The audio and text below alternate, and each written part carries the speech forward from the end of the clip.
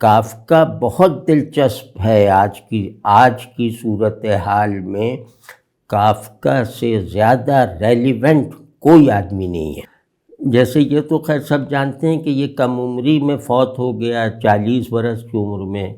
ساری زندگی جو ہے وہ طرح طرح کی بیماریوں سے لڑتے گزاری، گھریلو سکون بھی میسر نہیں تھا، گھریلو زندگی بھی حاصل نہیں ہو سکی، اور پھر یہ کہ یہ اپنے اوپر اعتماد بالکل نہیں رکھتا تھا۔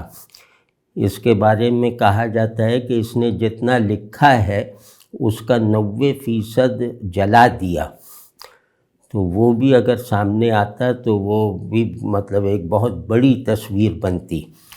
اور پھر یہ کہ باقی 10% میں بھی کچھ ہی چیزیں اس کی زندگی میں مختلف رسائل میں شائع ہوئیں، اور اپنی زندگی میں یہ کسی بھی طرح کی مقبولیت اور اہمیت حاصل نہیں کر سکا لٹریری سرکلز میں۔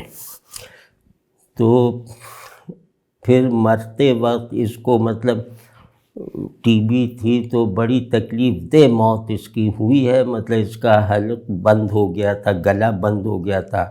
اس زمانے میں خوراک معدے تک پہنچانے کا صرف یہی راستہ تھا کہ حلق سے پہنچائی جائے، تو وہ بند ہو گیا۔ اس نے کئی دنوں کی بھوک جھیلی، اور اس دوران میں یعنی ایسی شدید تکلیف کے دوران میں اس نے ایک کہانی لکھی، اے ہنگر آرٹسٹ۔ تو اس میں وہ مطلب اپنا پورا تجربہ جو ہے وہ گویا ری کانٹیکسچوئلائز کر دیا۔ اور یہ کافکا کی بہت بڑی بات ہے کہ یہ زیادہ تر اس کی تحریریں اس کے تجربے سے پیدا ہونے والے احساسات اور خیال کے نتائج ہیں۔ یعنی یہ جو لکھتا ہے یہ اپنے تجربے کو گویا جنرلائز کرتا ہے۔ تو اس نے پھر وہ ہنگر آرٹسٹ لکھی جو چھپ بھی گئی، لیکن اس کا جو اصل کام ہے، جو اس کی بڑائی کے اسباب ہیں، وہ سب نامکمل رہے اور اس کی موت کے بعد چھپے۔ اور مرتے وقت اس نے وصیت بھی کی تھی اپنے ایک دوست کو کہ میں مر جاؤں تو یہ سارے جو ناتمام مسودات ہیں یہ جلا دینا۔ اب وہ مسودات کیا تھے؟ اس کے دونوں ناول تھے، اس کی بہت بڑی کہانی میٹامارفوسس شارٹ سٹوری وہ تھی، تو ان کو وہ جلوا دیتا۔ اگر یہ ان کو جلوا دیتا تو انسان جدیدیت کے باطنی خلا میں رہنے والوں کی ترجمانی کے لیے کسی بھی میڈیم سے محروم رہ جاتا۔ کافکا کی یہ اہمیت ہے۔ تو اس کی یہ چیزیں جو ہیں، دا ٹرائل وہ ناول ہے، دا کیسل وہ ناول ہے، میٹامارفوسس یہ کہانی ہے، تو یہ سب نامکمل ہیں، یہ مکمل نہیں ہوئیں۔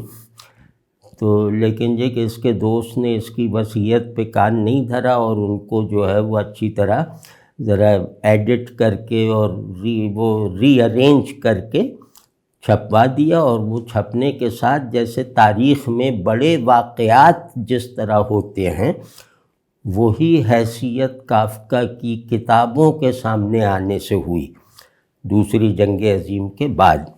تو اب ہمیں یہ دیکھنا ہے کہ ایک تو یہ کہ کافکا کے تھیمز مشترک ہیں، مطلب ایسا نہیں ہے کہ ایک تھیم ایک ناول میں پھر بالکل اس سے مختلف کوئی موضوع اور صورتحال دوسرے ناول میں، ایسا نہیں ہے۔ اس نے ایک ہی چیز کو اندر باہر سے فوکس رکھا، اور اس کے اندر جو آدمی کے تجربے میں تنوع کی جتنی گنجائش ہے، ان ساری گنجائشوں کو ایگزاسٹیولی ایکسپریس کر کے دکھایا۔ یہ اس کا وہ کام ہے جس میں اس کا کوئی شریک نہیں، کوئی ثانی نہیں۔ تو گویا اس نے جدیدیت میں جو ایک ایگزسٹینشیلائزڈ ماڈرنٹی ہے، اس کو اس نے اس طرح دکھا دیا کہ بڑے سے بڑے فلسفی، بڑے سے بڑے سوشالوجسٹ اور پولیٹیکل تھنکر وغیرہ، یعنی سوسائٹی کا مطالعہ کرنے والے، نفس انسانی کا تجزیہ کرنے والے، تمام ڈسپلنس وہ مل کر نہیں دکھا سکتے تھے جتنا اس 40 برس کی عمر میں مر جانے والے ایک بالکل بے آسرا اور دھتکارے ہوئے آدمی نے دکھا دیا۔ اس میں جیسے اگر ہم بات کو جیسے تھوڑا سا ترتیب سے دیکھنے کی کوشش کریں تو اس میں پہلا جملہ تو یہ ہے کہ یہ جدیدیت سے بنے ہوئے آدمی اور جدیدیت سے بنی ہوئی دنیا، اس نے کیا پروڈیوس کیا ہے؟ اس کا کوئی جواب کافکا سے زیادہ مکمل کسی نے بھی نہیں دیا، کافکا اور ایک بڑی حد تک تھیٹر آف دی ایبسرڈ والوں نے۔ تو ایک تو یہ ذہن میں رہے کہ یہ جدیدیت کے اندر سے اٹھنے والی روح انکار ہے، اور یہ انکار کے لیے دلائل نہیں دے رہی۔ کافکا انکار کو مدلل نہیں بنا رہا، کافکا انکار کو جیسے تجربے کے نتیجے میں قابل قبول بنا رہا ہے، یعنی وہ انکار کے اسباب دکھا رہا ہے، وہ صرف سنا نہیں رہا۔ تو ایک تو یہ کہ بیسک جو اس کا وہ ہب ہے تمام چیزوں کا، وہ ہے جدیدیت آزادی کو ڈیفائن کیے بغیر اسے اپنا آئیڈیل بنا دینے والی جدیدیت، اور اس نے جب کامیابی حاصل کی انسانی ذہن بنانے میں، اور اس ذہن کی شمولیت سے بھی، اور اس ذہن کو پابند کر کے بھی جو دنیا بنانے میں کامیابی حاصل کی، وہ اپنی اصل میں کیا ہے؟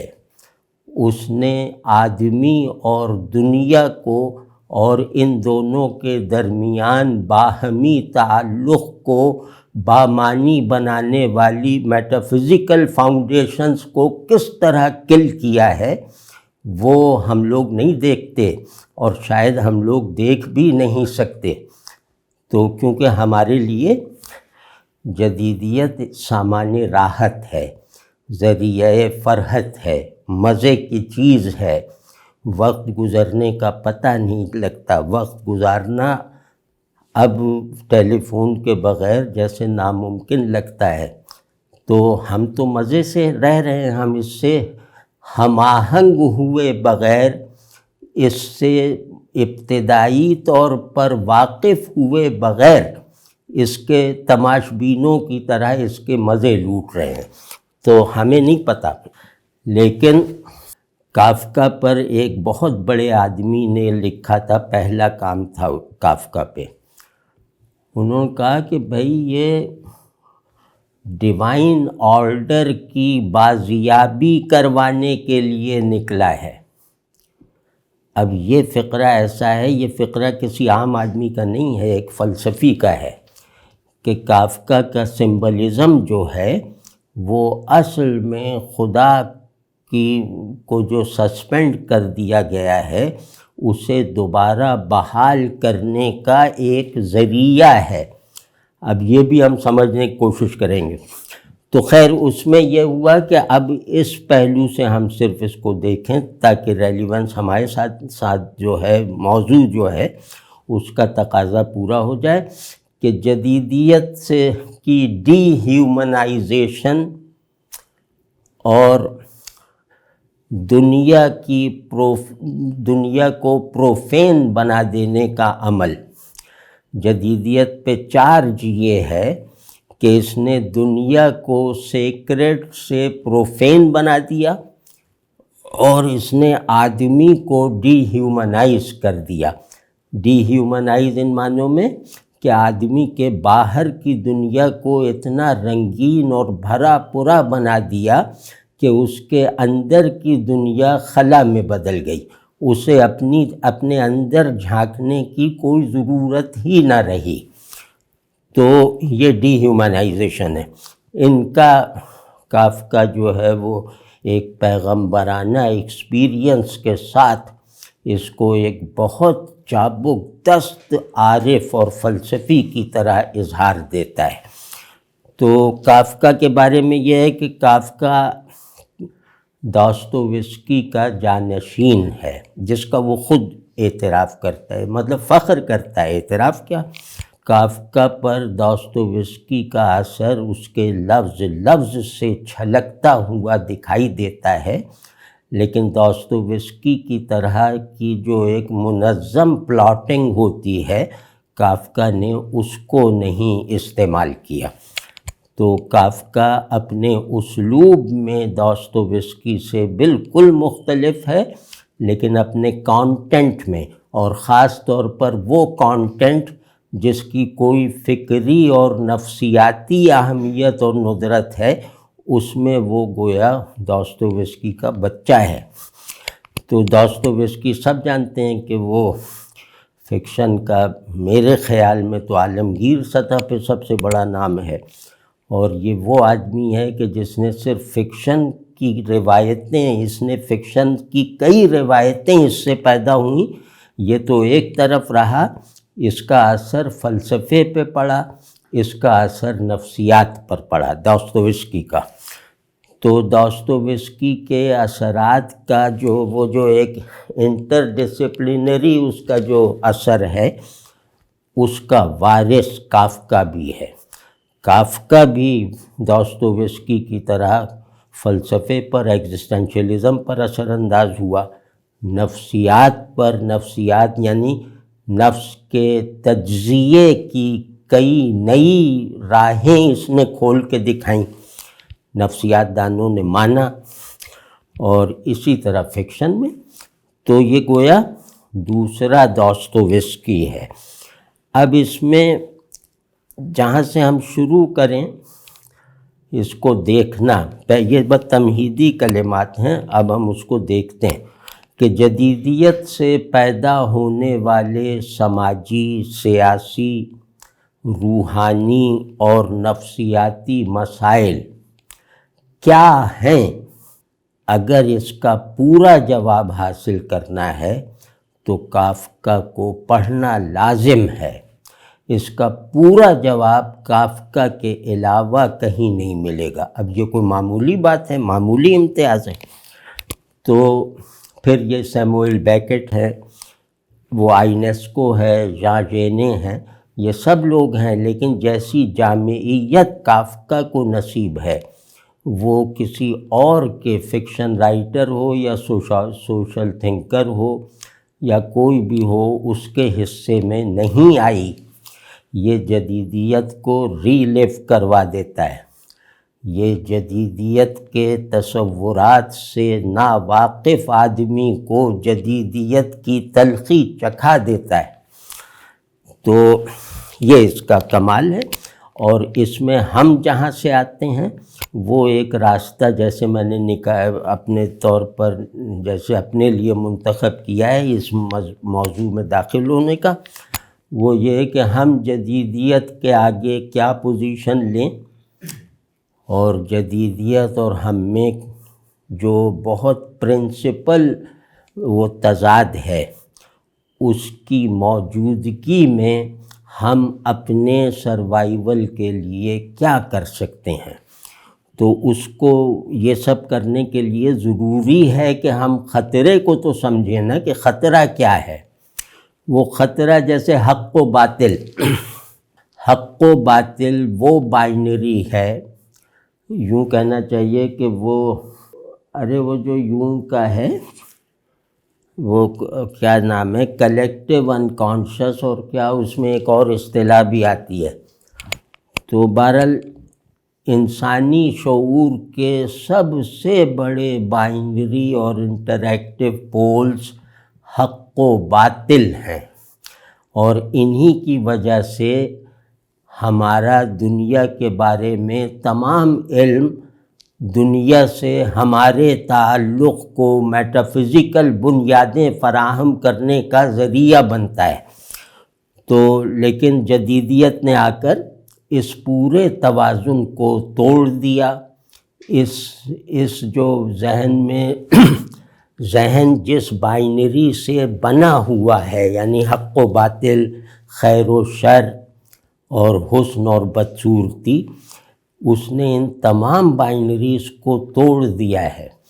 اور مختصراً یہ کہ حق و باطل کے پیراڈائم میں اگر ہم دیکھیں جو ہمارا بیسک وہ ہے پرسپیکٹو، جدیدیت نے باطل کو حق بنا دیا ہے، اور ہماری صورتحال یہ ہے کہ ہم نے حق کو باطل بنا رکھا ہے. تو اب ان دو، ایک اپنے عزم میں سچا ہے، کمپیٹنٹ ہے، وسائل والا ہے، نتائج پیدا کر سکنے کی قوت رکھنے والا ہے، اور دوسرا جو ہے وہ جاہل ہے. اس نے مطلب وہ اس آدمی کی کیا لاجک ہوگی جس نے حق کو مان کر اسے باطل بنا دیا. تو ہم لوگ وہ ہیں کہ جو مانتے ہیں، اپنے عمل، اپنے احساسات اور اپنے تصورات سے اس کی نفی کرتے رہتے ہیں. تو ہم جو چیزیں مانتے ہیں دراصل انہیں نہ ماننے کے خطرات سے اپنی حفاظت کرنے کے لیے مانتے ہیں. تو وہ بہرحال ہماری یہ صورتحال ہے. تو اب کافکا سے ہم کیا سیکھیں یا کافکا سے ہم کیا مدد لیں؟ کیونکہ ہمارا سیکھنا تو ظاہر ہے ہماری روایت سے ہوگا نا. مطلب کوئی بھی روایت اپنے اصول پر کھڑی رہنے کے لیے باہر سے کسی گلیو کی ضرورت نہیں رکھتی. تو وہ تو ہم خود فراہم کریں گے، لیکن ہمارا اس دنیا میں جس میں ہم رہتے ہیں اس کے بارے میں جو علم ہے وہ ایک جاہلانہ خوش فہمی اور ایک بچکانہ تفریح سے زیادہ کچھ نہیں ہے. تو اس میں ہم دیکھتے ہیں کہ کافکا ہمیں کیا، ہماری اس جہالت اور خوش فہمی کو کس طرح ختم کر سکتا ہے. تو اس میں جیسے اور کافکا کی اہمیت یہ ہے کہ اس کا کافکائس کے ایک اصطلاح بن گئی ہے لٹریچر میں، تنقیدی اصطلاح ہے. اس کا مطلب ہے کہ کافکا کی روایت میں لکھنا. تو وہ مطلب اتنا اہم آدمی ہے یہ، اور دنیا کی تقریباً ہر بڑی زبان میں اس کا لفظ ترجمہ ہوا ہے، اور اس کے بعض جگہوں پہ کئی تراجم ہوئے ہیں ایک ایک کتاب کے. تو خیر پہلا جو اس کا ہم نے ناول دیکھا وہ ٹرائل، جو اس کے مرنے کے بعد چھپا، اور جیسا میں نے عرض کیا کہ نامکمل ہے، اسے مکمل کرنا تھا. یہ جو ناول ہے اس میں ایک آدمی ہے کہ جو کہا جاتا ہے کہ کافکا خود ہے. تو کافکا کو جو ہے وہ اپنی 30ویں سالگرہ پر، جب وہ 30 سال کا ہو گیا، تو اس کے پاس کچھ لوگ آئے، مطلب سپاہی یا کارندے، کہ تمہیں گرفتار کیا جاتا ہے. تو اب وہ جو ہے وہ پھر اسے انسپیکٹر کے سامنے پیش کیا گیا.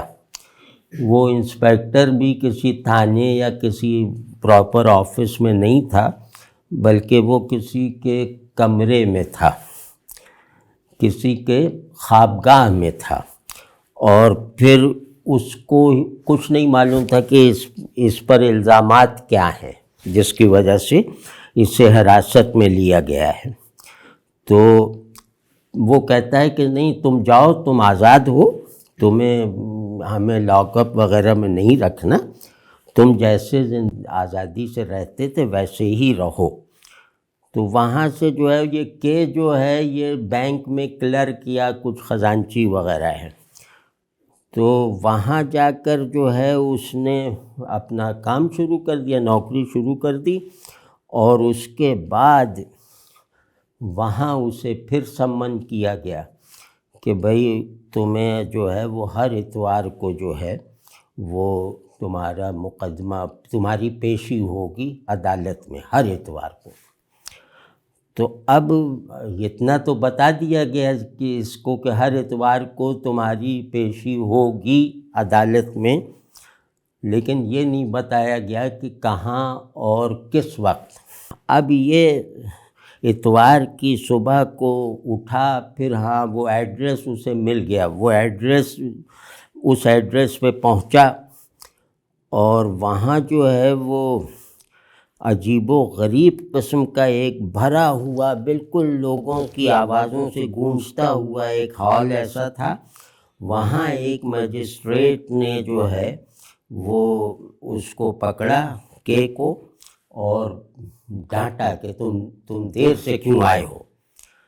تو اب کے نے کہا کہ بھئی آپ لوگ مجھے کیوں اس طرح میرے ساتھ رویہ رکھے ہوئے ہیں، میں نے کیا جرم کیا ہے، اور آپ یہ کس طرح مجھ سے بات کر رہے ہیں، اور یہ کیا نظام ہے جس میں ملزم ہی کو کچھ، نہ ملزم کو پتہ ہے کہ اس نے کیا جرم کیا، اور نہ پکڑنے والوں کو یہ پتہ ہے کہ اس نے کیا جرم کیا ہے۔ پکڑنے والے صرف پکڑ رہے ہیں، پکڑے جانے والے صرف پکڑے جا رہے ہیں، جیسے آج کل ہمارے یہاں ہو ہی رہا ہے۔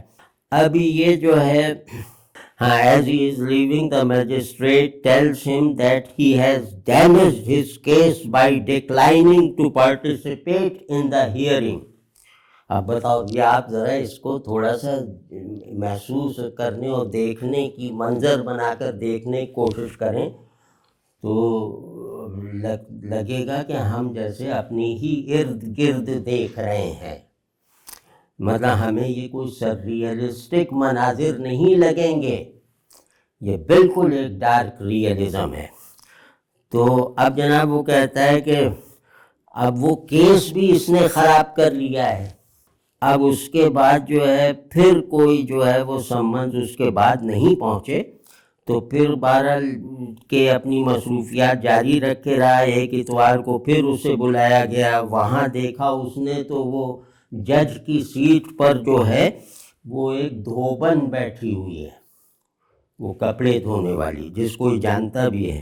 تو وہ جو ہے وہ کہتی کہ آج کورٹ نہیں، آج عدالت نہیں لگے گی، اور تم جو ہے وہ بعد میں آنا۔ تو اب کہ جو ہے وہ بالکل تھکن سے چور ہو جاتا ہے، بیزار سا ہو جاتا ہے، اور پھر but after 2 officials help him outside, he immediately recovers. جب وہ وہاں تو گر پڑا، پھر 2 لوگوں نے جو سرکاری لوگ تھے اسے باہر پہنچایا، تو وہاں پہنچتے ہی وہ بھلا چنگا ہو گیا، ٹھیک ہو گیا۔ تو اسی طرح کچھ دنوں کے بعد جو ہے وہ اس نے کے کو اپنے اسٹور روم سے ایک آواز سی سنائی دی، اور وہاں اس نے جو ہے وہ دیکھا کہ وہ جو اسے پکڑنے آئے تھے پہلے دن وہ وہاں ہیں، اور وہیں جو ہے وہ مجسٹریٹ ہے، اور وہ جو سپاہی ہیں اسے حراست میں لینے والے، وہ مجسٹریٹ کو کچھ بتائے جا رہے ہیں، اور وہاں کے کا ایک چچا بھی کھڑا ہے جو اس کے لیے، اس کے دفاع کے لیے وکیل بھی لایا ہے۔ تو بہرحال اب اس میں، لیکن یہ کہ وہ جو وکیل ہے ڈاکٹر ہلڈ، وہ بستر پہ لیٹا ہوا ہے کیونکہ اس کو دل کا عارضہ ہے، اور وہ جو ہے وہ لیٹا ہوا ہے اور بہت دلچسپی کا اظہار کر رہا ہے کہ ہاں میں کے کا کیس لڑوں گا، بہت زیادہ پرجوش ہے وہ اس میں۔ تو اب وہاں سے وہ عدالت کا بڑا منشی آ جاتا ہے، پھر وہ اسے ایک اندھیرے کونے میں لے جاتا ہے، وہاں پہنچ کر پھر وہ اور اس کا وکیل جو ہے وہ کیس ڈسکس کر رہے ہیں۔ یہ ذرا غور کیجئے کہ کیا یہ تصویر کشی ہو رہی ہے، کیس ڈسکس کر رہے ہیں، پھر یہ ہوتا ہے وہ ہوتا ہے، پھر وہ جو ہے وہ جس کا وہ جو وکیل کی نرس ہوتی ہے وہ آ جاتی ہے، وہ کے پر جو ہے وہ ڈورے ڈالنے کی کوشش کرتی ہے، اور پھر اس سے یہ کہتی ہے آخر میں کہ تم بہت زیادہ ہٹ دھرم ہو، ضدی ہو، تمہیں اپنا جرم قبول کر لینا چاہیے، یہی تمہارے لیے بہتر ہے۔ اب اور اس کا چچا بھی اسے ڈانٹنے لگتا ہے کہ تم اپنے مقدمے کی طرف کوئی توجہ ہی نہیں دے رہے، تم اتنی لاپرواہی کیسے برت سکتے ہو اتنے سنگین مقدمے میں۔ تو خیر اس طرح ہوتا رہتا ہے اور وہ عدالت کبھی لگتی ہے کبھی نہیں لگتی، لیکن یہ عدالت جاتا ہے تو وہ عدالت نہیں ہوتی، وہ جج جو ہوتا ہے وہ جج نہیں ہوتا۔ غرض ہر ادارہ نام کا ادارہ ہے، وہاں کام نہیں ہوتا، اور ہر ادارے کو چلانے والے وہ لوگ ہیں جو اس ادارے میں جو ہے وہ بھرتی نہیں ہو سکتے، وہ میرٹ پر نہیں آ سکتے۔ یعنی جج کوئی دھوبی بن جائے اور وکیل جو ہے وہ کوئی پان بیچنے والا بن جائے، یہ اداروں کا ہمارے مطلب یہ حال ہو چکا ہے۔ تو خیر کہ جو ہے وہ بیچارہ اسی طرح مختلف عدالتی پروسیجر سے گزرتا ہے، عدالت دیکھے بغیر اپنے اوپر جو چارج کیے گئے ہیں الزامات، ان الزامات کو جانے بغیر، ان الزامات کو سنے بغیر، اور جو اسے پکڑ کے یہ جو پورا نظام انصاف اور نظام قانون اور نظام قوت، یہ سارا کا سارا گویا ایک معدوم چیز کو موجود بنانے پر کھڑا ہوا ہے، اور وہ یہ چاہ رہا ہے کہ جو مجرم ہے وہ بتائے کہ اس نے کیا جرم کیا، ہم تو نہیں جان سکتے۔ تو مجرم کو مطلب ایک آدمی کو اس لیے پکڑ رکھا ہے کہ اس سے اس کے جرائم سنیں، تاکہ ہم اسے پکڑے رہنے کا قانونی جواز حاصل کر لیں۔ تو اب یہ سب وہاں ہوتا جا رہا ہے، اور پھر خیر یہ مطلب یہ اکثر لوگوں نے انشاءاللہ پڑھا ہی ہوگا ٹرائل۔ تو اس کے بعد خیر آخری دن جب آتا ہے تو اس میں ایک پادری آتا ہے، وہ اس سے کہتا ہے بھائی تمہارا کیس تو خراب ہو گیا اور تمہیں تو سزا ہو کر رہے گی۔ تو اب اس کے جب یہ سال اس میں گزر گیا، اب اس کی جو 31 برتھ ڈے ہے، اب وہ یہ منا رہا ہے ایک سال بعد۔ تو دو اہلکار جو ہیں وہ فراک کوٹس میں جو عدالتی وہ ہوتا ہے top hats come to his home, he goes with them and they hold his arms. So although it seems that they are going where K leads them, they take him to an abandoned quarry and have him sit with his head on a stone. They pass a knife back and forth to each other, and then one of them pushes it into K's heart and twists it twice. تو اب یہ ہو گیا، خنجر گھونپ دیا۔ اب کہ جو ہے بیچارہ وہ کبھی یہ نہیں جان سکا کہ اسے کیوں پکڑا گیا اور what he was charged with, and he was never able to understand the principles governing the system of justice in which he found himself guilty and snared. In the end, he did not resist his inevitable execution.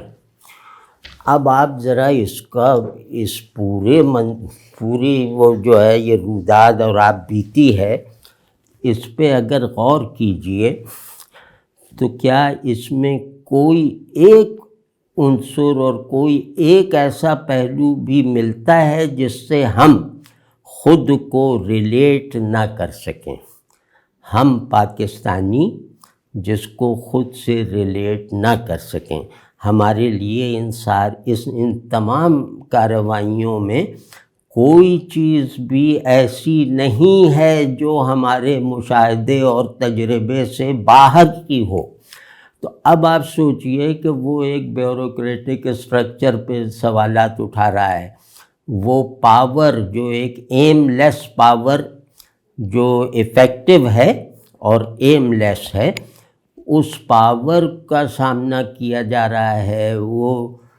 وہ پورا نظام اپنے تمام کل پرزوں سمیت وہ خلا میں حرکت کر رہا ہے، اور وہ جو ہے وہ اسی طرح کی جیسے ایک ایبسرڈ سی سچویشن ہے جس میں طاقت رکھنے والے اور طاقت رکھنے والوں کے شکار عوام، بس یہ دونوں واضح ہیں، باقی کچھ سمجھ میں نہیں آتا کہ یہ عوام پر ظلم ڈھانے کی یا قیدیوں کو قید کیوں کیا گیا، مظلوموں پر ظلم کیوں کیا گیا، طاقت کا ایسا استعمال کیوں کیا گیا۔ عوام ایک دوسرے سے پوچھتے ہیں کہ بھائی ہماری کیا غلطی ہے، وہ جو ہے طاقت والا ہے وہ خود بھی نہیں جانتا کہ ان کی کیا غلطی ہے، کیونکہ وہ چیزوں کو بالکل کیاس میں رکھنا چاہتا ہے۔ یہ کیاس ختم ہو گیا تو پھر اسے بھی مطلب اس پر جو چارجز لگیں گے وہ حقیقی ہیں، وہ تیار کیے ہوئے ہیں، اور ان کو عدالت میں یعنی عدالت جو واقعی عدالت ہے وہاں پیش کرنے کی ساری تیاریاں بھی مکمل ہیں قبل از وقت۔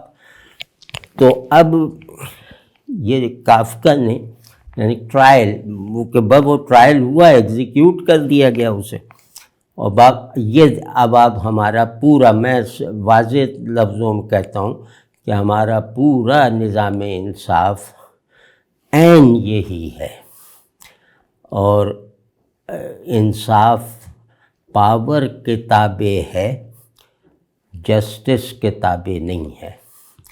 تو ہمارے یہاں پاور کا جو ایک اندھا دھن غلبہ پیدا ہو گیا ہے، اور پاور بھی وہ جو بیس لیس ہے، ایم لیس ہے اور انہیومین ہے، وہ پاور جو ہے وہ تمام فیصلے کر رہی ہے ہمارے نظام وجود کے، یعنی معدومیت کی مسند پر بیٹھا ہوا ایک دہقان یا طاقتور پہلوان وہ موجود لوگوں کی قسمتوں کے فیصلے کر رہا ہے۔ تو یہ بہت ریلیونٹ ہے، بہت ظاہر ہے۔ تو اسی طرح جو ہے یہ میں پہلے تو موافقت اور مشابہت عرض کر رہا ہوں، تو کیسل بھی ایسا ہی ایک ناول ہے، اس کا بھی تھیم اسی سے ملتا جلتا ہے، اور اس میں مطلب یہ کہ پلاٹ اس کا ذرا سا زیادہ مکمل ہے۔ لگتا یہ ہے کہ کیسل کا آخری چیپٹر ہی رہ گیا تھا لکھنے سے، تو اس میں جیسے پلاٹ مکمل ہے، اور اس میں ہو سکتا ہے کہ کوئی بڑا رائٹر آ کے اس ناول کو کافکا کی منشا کے مطابق مکمل بھی کر دکھائے، لیکن نامکمل حالت میں بھی یہ تحریریں مکمل بڑے بڑے ناولوں سے بڑھ کر ہیں، مطلب ان کا درجہ بہت بڑا ہے، تو مکمل ہو جاتے تو کیا بات ہوتی۔ تو اب یہ ہے کہ یہ کیسل کا جو پلاٹ ہے، تو اب میں اس کو اس طرح ہی پڑھ دیتا ہوں۔ The setting of the novel is a village dominated by a castle. Time seems to have stopped in this wintry landscape, and nearly all the scenes occur in the dark. کہ یہاں کے جو وہ ہے کہ the otherwise nameless protagonist arrives at the village claiming to be a land surveyor appointed by the castle authorities. His claim is rejected by the village officials, and the novel recounts Kay's efforts to gain recognition from an elusive authority. Arthur and Jeremiah introduce themselves to Kay as his assistants, but provide comic relief rather than genuine help. Clam, a castle supervisor who is widely respected by the villagers, proves utterly inaccessible, while another assistant, Barnabas, delivers frustratingly fragmentary messages. Kay aggressively challenges both the petty, arrogant officials and the villagers who accept their authority. یہ جملہ ہماری تقدیر ہے. All his ہاں villager who accept their authorities. He makes love to the barmaid Frida, a former mistress of Clam. They plan to marry, but she leaves him when she discovers that he is merely using her. اچھا یہ ہو گیا. اب اس میں جو ہے وہ کافکا، ہاں یہ بھائی جلدی جلدی پڑھ دیتا ہوں تو اسی میں سیمون دی بوا who considered the castle a pioneering work of existentialism said of it, Kafka spoke to us about ourselves. تو وہ بھی کہہ رہی ہیں ہمارے مطابق، اور ہم تو زیادہ یقین سے کہہ سکتے ہیں. It seems somehow proper the story has no ending, that the events recounted seemingly form part of an infinite series of occurrences, of which only a small segment has found its way onto the pages of a novel. تو اب یہ مطلب یہ اتنا تو واضح ہو گیا نا. تو اب اس میں یہ کہ وہ کیسل میں کوئی نہیں گیا، وہ ہے گاؤں کے پڑوس میں، لیکن کیسل میں کوئی نہیں گیا، اور وہاں سے آرڈرز بھی عجیب عجیب طرح آ رہے ہیں. وہاں سے جو گاؤں ہے وہاں کے کچھ لوگ ان کی رعایا بن گئے ہیں، کچھ ان کے باغی ہو گئے ہیں. غرض یہ کہ وہ اب ایک ان سین اسٹیبلشمنٹ ہے، ایک اتھارٹی آرڈر ہے، اور وہ ان سین ہے. لوکیل آف اتھارٹی تو ہم جانتے ہیں، لیکن وہ جو کیریکٹرز ہیں وہاں چھپے ہوئے جو لوگ ہیں اس قلعے کے جو مالک ہیں وہ نادیدہ ہیں، ہم انہیں نہیں جانتے. یعنی یہ کہ قلعے کو ہم جانتے ہیں، قلعے سے آنے والے احکامات کو ہم جانتے ہیں، ان کی پابندی کرتے ہیں تو جینے کی اجازت ہے، اور نہیں مانتے تو پھر مطلب مصیبت ہے. تو وہ آرڈرز اس میں کافکا بتا یہ رہا ہے کہ ہم ایسے ملکوں میں آرڈرز قلعے والے نہیں دیتے، بلکہ قلعے والے ان آرڈرز کا چینل بنتے ہیں ملکوں پر حکومت کرنے کے لیے. تو ہماری صورتحال کس کو اس بات میں شک ہے کہ ہماری پاور کا سارا سورس جو ہے وہ فارن ہے.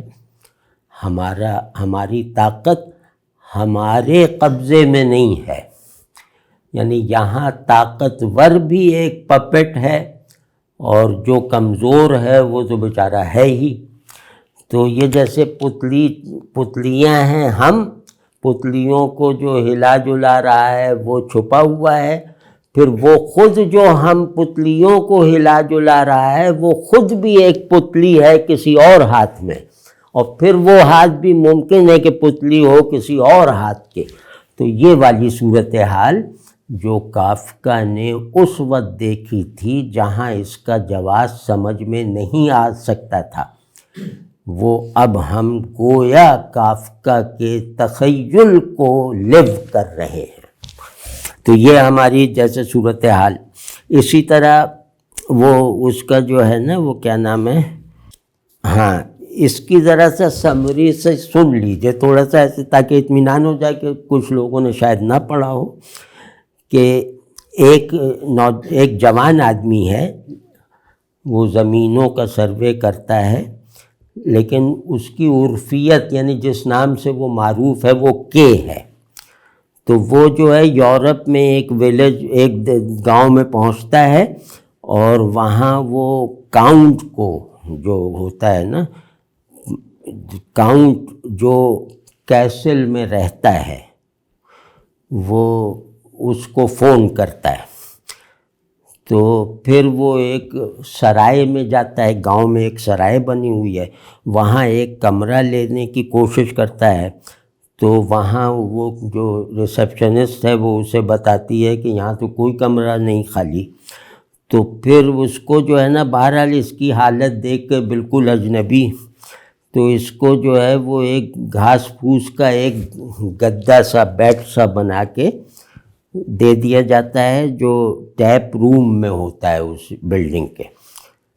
تو وہاں وہ رات گزارتا ہے، اور جو وہاں کے مقامی باشندے ہیں وہ اس کو بہت شبہے کی نظروں سے دیکھ رہے ہیں کہ یہ کوئی بیرونی ایجنٹ ہے یا پتہ نہیں کیا ہے. تو پھر صبح اسے ایک آدمی اٹھاتا ہے اور بتاتا ہے کہ بھائی یہ جو گاؤں ہے یہ کیسل کی ملکیت ہے، قلعے والوں کی. یہ قلعے، ہاں، کیسل ویسٹ یعنی اس کا نام بہت ہے، کیسل ویسٹ. تو اور پھر یہ کہ اگر وہ یہاں سونا چاہتا ہے اگلی رات بھی تو اسے قلعے میں رہنے والے کاؤنٹ سے اجازت لینی پڑے گی. تو جب کہ اس آدمی کو بتاتا ہے کہ میں نے جو ہے he has been summoned to the village by the castle، تو وہ تو انہی کے بلاوے پہ آیا ہے. تو وہاں اور جو ہے وہ 2 لوگوں سے بھی وہ ملا ہے، کیسل کے 2 اس کاؤنٹ کے 2 نائبین سے بھی وہ ملا ہے. تو پھر ایک لڑکا آتا ہے، وہ کے کو ایک پرچی دیتا ہے جو کیسل سے آئی ہے، اور اٹ از ریٹن بائی اے مین کلام کوئی آدمی ہے، اس نے اس پہ دستخط کیے ہیں، اور اس میں کے سے یہ درخواست کی گئی ہے کہ وہ گاؤں کے میئر سے رابطہ قائم کرے، گاؤں کے میئر سے جو ہے وہ ملے. تو ہاں کہاں گیا، ہاں تو گاؤں کے میئر سے ملے. ہاں when K follows the boy back to what he thinks is the castle, hoping to sneak inside under cover of darkness. So he instead ends up in the boy's home, yani castle, and the boy's sister takes K to a new inn.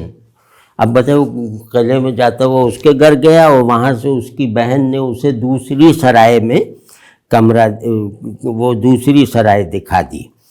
تو وہاں دوسری سرائے میں یہ ایک اور خاتون سے ملتا ہے. وہ خاتون کلیم، جس نے وہ پرچی لکھ کے بھیجی تھی، اس کی مسٹریس ہے. اور پھر وہ اس کی مسٹریس یعنی فرائیڈا اور کے، یہ دونوں مطلب ایک تعلق قائم کرتے ہیں. اور پھر وہاں پر اس کو لگتا ہے کہ ہاں بٹ دس لینڈس کے in hot water back at the in where he is staying, for it turns out that the landlady is Fraida's mother. تو پھر اس کے بعد میئر ملتا ہے. میئر کیسے کہتا ہے کہ بھائی تمہیں جو ہے یہاں بلایا گیا ہے وہ غلطی ہو گئی ہے، وہ بیوروکریٹک مسٹیک. تو وہ کہتا ہے کہ تم ایسا کرو کہ یہاں ملازمت کر لو گاؤں میں تمہیں اپوائنٹ کر دیتا ہوں اسکول میں. تو کہ جو ہے ویسے ہی مان جاتا ہے اوپری دل سے مجبوراً. اور پھر اس کو ایک خط ملتا ہے اپوائنٹمنٹ لیٹر کہ تمہیں لینڈ سرویئر بنا دیا گیا ہے. یہ اپوائنٹمنٹ لیٹر بھی وہاں سے ملتا ہے. تو اب بہرحال کہ اسکول جاتا ہے. وہ اسکول میں 2 کلاس رومز ہیں بس.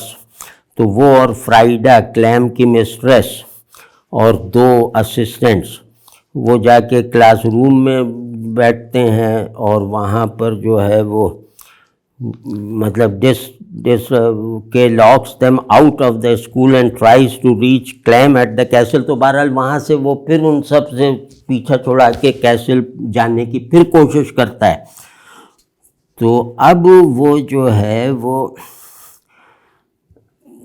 دیہاتیوں نے اسے بہت ڈرایا کہ بھائی وہ تم جو ہے وہ اس کو ایسے ہی رکھو، اس کی بہت مقدس جگہ ہے، وہاں جو ہے وہ سارا نظام بہت عمدگی سے چل رہا ہے. تو اب جو ہے وہ تو تم جو ہے وہ اپنے کام یعنی سرویئر کے کام پہ توجہ دو. اور خیر یہ ہوتے ہوتے آخر میں جو ہے کہ meets the son of a مین، یہاں یہ ختم ہو رہا ہے کہ meets the son of a man named Otto Brunswick whose wife claims that she is from the castle. K believes that getting close to the young man Hans will help him to gain entry to the castle. So the novel finishes mid-sentence. Kafka died before he could complete it, with K having become well regarded by the castle. He is offered a new place to stay in one of the inns. اب یہ نامکمل ہے، بس حتیٰ کہ فقرہ بھی ادھورا رہ گیا تھا اس کا. تو اب اس میں جو کیسل ہے اور اس کی ملکیت میں جو گاؤں ہے، یہ اسٹیبلشمنٹ اور پاکستان ہے. تو اور بالکل واضح، مطلب تو یہ واضح ہے. تو اب اسی طرح اس کا میٹامورفوسس ہے، اس میں بھی ایک آدمی جو ہے صبح اٹھتا ہے تو وہ کاکروچ بن جاتا ہے.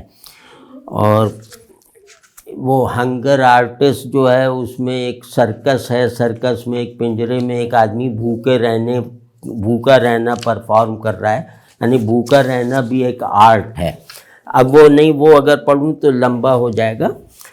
مجھے نہیں لگتا کہ کافکا کی یہ تحریریں ہم میں سے کسی کے لیے بھی کسی پرسنل سمبلزم پر مشتمل ہیں. یہ بہت واضح ہیں اور غالباً کافکا کی تحریر میں چھپے ہوئے اصلی مفاہیم جن کو تلاش کرنے کی بہت پہلوؤں سے کوشش کی جاتی رہی ہے، وہ ہماری شکل میں گویا کرسٹلائز ہو گئے ہیں، وہ تمام مفاہیم جو کافکا کے ذہن میں ہوں گے. تو اس میں ایک ایسی صورتحال میں جہاں نیچر کو پولیوٹ کیا گیا، جہاں انسانوں کو خود غرض بنایا جا رہا ہے، جہاں تعلق کے یعنی سینس آف ایسوسیشن کو کل کیا جا رہا ہے، جہاں اپنے شخصیت کو اپنے لیے پنجرہ بنایا جا رہا ہے، ایک سجا ہوا اور بہت رنگین پنجرہ بنایا جا رہا ہے، جہاں آدمی سیلف ہوڈ کو ایکسپیرینس کرنے سے محروم ہے، جہاں انفرادیت صحت میں نہیں ہے، بیماریوں میں ہے، کہ مجھے جو بیماری ہے وہ انفرادی ہے. صحت میں شخصیتیں نہیں ہیں، کوئی انفرادیت نہیں ہے کیونکہ کوئی آدمیت نہیں ہے. انفرادیت آدمی ہونے کے سے مشروط ہے. تو ہم گویا انفرادیت آدمی ہونے سے مشروط ہے اور اجتماعیت انفرادیت سے مشروط ہے. تو ہم یہ پوری جو 2-3 زینے ہیں ان پر قدم ہی نہیں رکھ پا رہے. تو اب اس میں ہمیں یہ سوچنا ہوگا کہ یہ دیہاتیوں اور حاکم جو کیسل ہے، حکومت کا جو قلعہ ہے، اس میں دیہاتیوں کو کیا کرنا چاہیے. تو کیا اسی طرح رہنا چاہیے کہ کچھ لوگ نہ مان کے سزائیں پائیں، کچھ لوگ مان لینے کے نتیجے میں اپنی جان بخشی کروا لیں، وہ نہیں ہے. پھر یہ کہ وہ وہاں سے لینڈ سروے بار بار ہوتا رہے، یعنی اس گاؤں کا جغرافیہ بدلتا رہتا ہے، اس گاؤں کی جو جغرافیکل شیپنگ ہے وہ نئی ہوتی رہتی ہے. تو کیا اس پہ ہم لوگ وہ ہو جائیں؟ تو اس میں ایک بہت واضح سی ایک لکیر بنائی ہے کافکا نے، جو اس میں جو ابھی میں نے پڑھا اس میں نہیں آ پائی. وہ لکیر یہ ہے کہ قلعے کے اندر چلے جاؤ، وہاں جو حکم چلانے والے نقاب پوش ہیں وہ خود بندھے پڑے ہیں. تو بس پھر تمہیں پتہ چل جائے گا کہ جن کے ہاتھ خود بندھے ہوئے ہیں، جو خود دوسروں کی غلامی میں ہیں، وہ مطلب تمہیں کیسے غلام بنا سکتے ہیں؟ تو اس وقت حل یہی ہے کہ سب کو ہم غلاموں کی غلامی سے بچیں، اور اس میں پازیٹیولی عمل کریں کہ ہم جن غلاموں کی غلامی میں جبراً مبتلا ہیں ان بیچاروں کو بھی غلامی سے نکلوا دیں، آزاد کروا دیں۔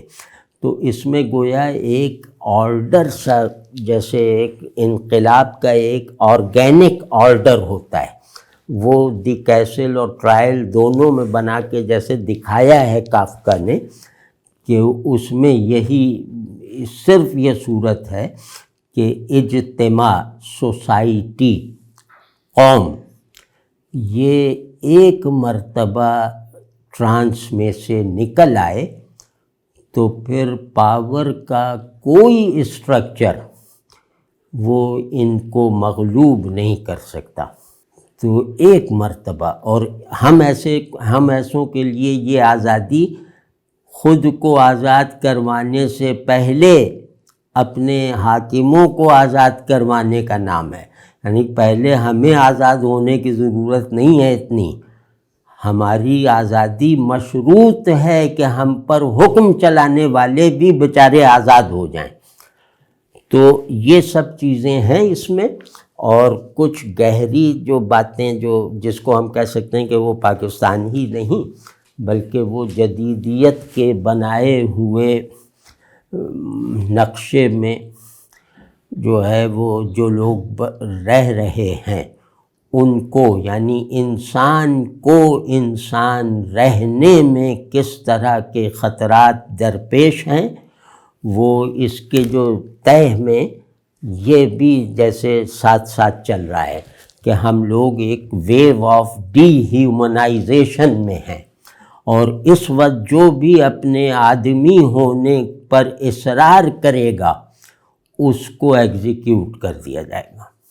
تو یہ بہرحال یہ صورتحال ہے، اور اگر جیسے سب نے مناسب سمجھا تو ہم داستویسکی، کافکا اور بیکٹ ان تینوں کو بنا کر پھر جیسے تفصیل سے جیسے وہ سمجھنے کی کوشش کریں گے۔ تو کافکا کا یہ ہے کہ بھائی یہ داستویسکی کے بعد فکشن میں اتنا بڑا آدمی نہیں ہے، اور اس نے جو بھی لکھا ہے وہ اس کا ماسٹر پیس ہے، مطلب اس میں اسے انتخاب کرنے کی ضرورت نہیں ہے، اور اس کی رائٹنگز ایسی ہیں کہ نامکمل ہونے کی حالت میں بھی کیسل، میٹامورفوسس، ٹرائل وغیرہ یہ اعلیٰ ترین مقامات پر ہیں، مطلب یہ کہ یہ بہت اپنی جگہ کلاسک ہیں۔ تو اس سے ایک بات اور بھی سمجھ میں آتی ہے کہ زندگی میں جبر کی بہت سی قسموں میں سیکوینس نہیں ہوتی، منطقی ترتیب نہیں ہوتی، ان کا آغاز تو واضح ہوتا ہے، ان کا انجام دھندلا ہوتا ہے۔